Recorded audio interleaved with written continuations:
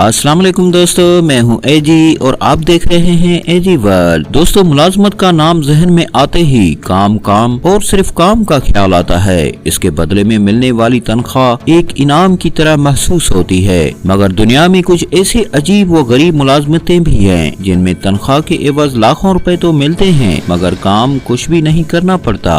Subscribe और like कीजिए एजी world को सबसे पहले इंफॉर्मेटिव वीडियो हासिल करने के लिए। नंबर 1, बिस्तर पर सोने की नौकरी। दोस्तों, दुनिया में कुछ ऐसे होटल भी हैं जो कि लोगों को सिर्फ और सिर्फ बिस्तर पर सोने की मुलाजमत की पेशकश करते हैं और इसके एवज बड़ी रकम देते हैं। ऐसे होटल जो कि बहुत शदीद ठंडे इलाकों में होते हैं, वहाँ पर ऐसे लोगों को बेड वार्मर के तौर पर मुलाजमत पर रखा जाता है, जो मखसूस लिबास पहनकर इस बिस्तर पर सोते हैं ताकि बिस्तर गर्म रह सके और सोने के काबिल हो जाए। इसके बदले में उन्हें होटल के मालकान की जानिब से भी तनख्वाह दी जाती है और होटल का कमरा किराए पर लेने वाले अफराद भी अच्छा बिस्तर गर्म करने के एवज उनको टिप से नवाजते हैं। नंबर 2, नकली मेहमान बनने की नौकरी। दोस्तों, जापान दुनिया के ऐसे ममालिक में शुमार होता है जहाँ पर लोगों को जाली मेहमान बनने की नौकरी पर रखा जाता है। शादी ब्याह करने वाले लोगों के अगर अपने रिश्तेदार न हो तो वो ये सहूलियात मुहैया करने वाली कंपनियों से रुजू करते हैं जो उनको किराए के मेहमान मुहैया करते हैं, जो कि अच्छी लिबास पहनकर दूल्हा या दुल्हन की तरफ से शादी में शिरकत करके